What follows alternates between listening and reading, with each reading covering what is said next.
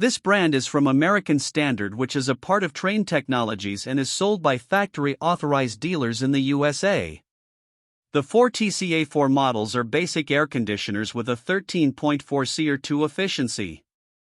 The units use R410A refrigerant, which is not as environmentally friendly as R32.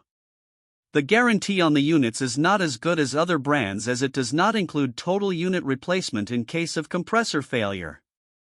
They use a wire guard for condenser coil protection instead of louvered panels, which is cheaper but does not do a very good job of protecting the coil fins from damage due to hail or debris thrown by a lawnmower.